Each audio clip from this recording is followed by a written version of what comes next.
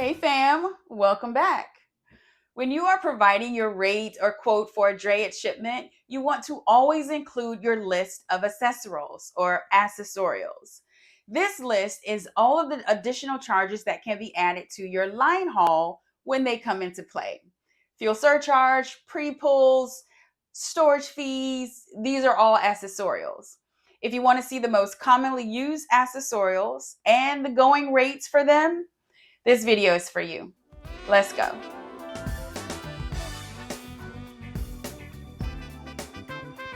One thing to keep in mind is accessorial charges are very company specific. What you charge for a chassis per day can be very different from what the next carrier charges for a chassis per day.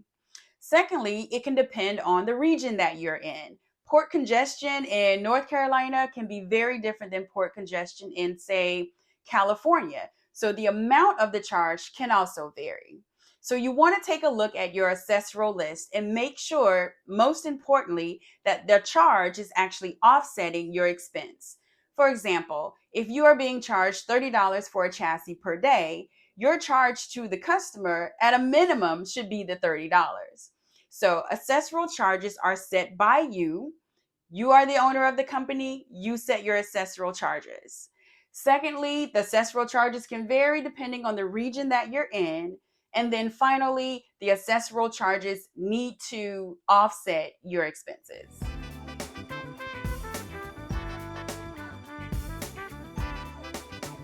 Even though the accessorials are ultimately set by you as the company owner, there are some trends or going rates that you can use to get started, and then you can update them as you see fit.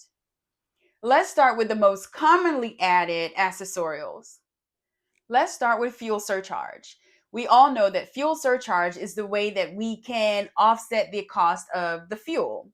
Most carriers are using the EIA or Energy Information Administration's website in order to determine what the percentage they will charge for fuel surcharge. I'll put the link to that site in the description below. But your fuel surcharge is going to vary depending on the price of diesel. The going rate for that is between 38 and 45%.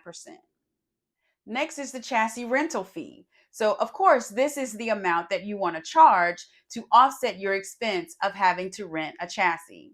The going trend for this is normally between $40 and $45 per day. You also have the chassis split. That's where you pick up the chassis in one location and then pick up the container in a different location. That's more miles and more time, and you can charge for that. The going trend for chassis splits is between $75 and $125. It just depends on how far they are apart. Next is the detention charge. So that's where you're sitting at the dock and you're waiting to be loaded or unloaded. Most carriers charge after the first hour, and sometimes after the first 2 hours, they begin to charge for detention. Detention normally runs between $100 and $125 per hour after the initial 1 or 2 hours for free. Next, you have the overweight charge. We all know that containers are legally overweight if they're over 80,000 pounds, and they require an overweight permit. So, to offset that expense, most carriers are charging an overweight fee. They normally run between $125 and $150 for overweight containers. Next is the drop and hook charge. If you have to drop a container at the customer's site to be loaded or unloaded and then return to pick up the container, that's called a drop and hook. Most carriers charge a full line haul to go back to pick up that container. So the amount of the drop and hook charge really depends on how many miles you have to drive to go back to pick up that container. There's no real set amount for a drop and hook charge.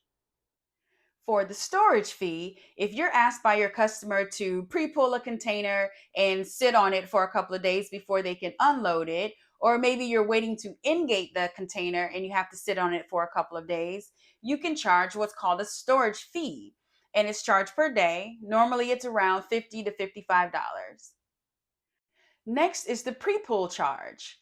The port only allows about 4 to 5 days for a container to sit at the port before they start charging your customer what's called demurrage fees or storage fees. So in order to avoid these fees, customers may ask you to pre-pull that container and then store it at your location at a lower rate. Most carriers are charging $100 to $150 for a pre-pull. Next is the TONU charge. It's an acronym, TONU, truck ordered but not used. If you show up at the port instructed by your customer to pick up your container and it's not ready, that's a blank trip. If you show up at the customer to be loaded, they're not ready, and they say come back the next day, you've made a blank trip.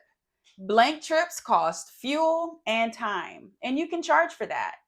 Most carriers charge between $250 and $300 for TONU. Next is the cancellation charge. When a customer cancels a load, you may have missed your opportunity to book another load for that day. So most carriers charge a cancellation fee. You can put a time frame around it. If it's canceled within 24 hours, there will be a cancellation fee. Most times it runs about $100 to $150 for a cancellation. Next is reefer charge. Most carriers charge an additional fee for refrigerated containers because, let's face it, it takes an additional care to make sure that temperature remains at the right number. And you can charge for that. Most carriers charge between $125 and $150 for refrigerated containers. And then finally, additional stops. If you are asked to make additional unplanned stops that require more miles, more time, you can charge for that. Additional stops usually are between $75 to $100 per stop.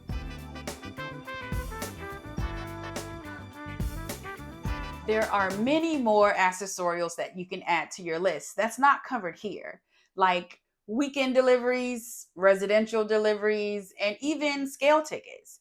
Just keep in mind that your accessorial list is what you use to offset your expenses that you incur for a shipment.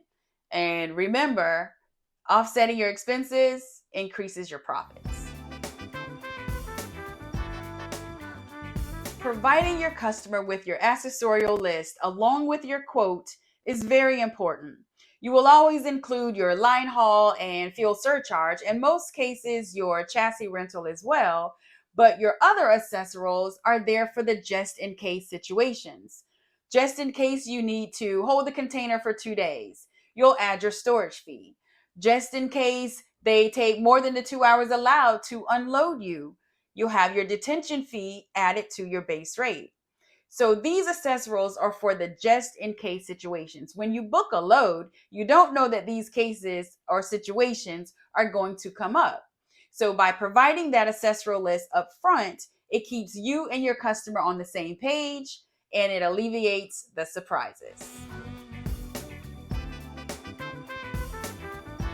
Now that you have a better understanding of accessorials and why they are so important, take some time today to either create or review your list to make sure you have it before you send your next quote. Keep in mind that you set your accessorial charges. Even though there are trends and going rates, you need to make sure that your accessorial charges offset your expenses. If you have any questions, and I'm sure you do, leave them in the comments below. Thank you so much for watching, and I'll see you in the next video.